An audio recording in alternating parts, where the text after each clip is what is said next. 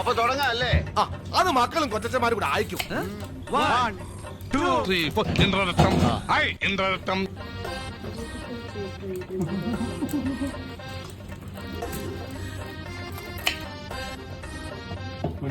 Hi Subhash Subhash. ഒരു യുദ്ധം ഏത് നിമിഷം ഉണ്ടായേക്കാം അല്ല പ്രശ്നേട്ടാ. കുറച്ചും കൂടി കുറച്ചും കൂടി മതിയല്ലോ. എനിക്കറിയില്ല. Why is this cup so small for my hand? മതി. Perfect.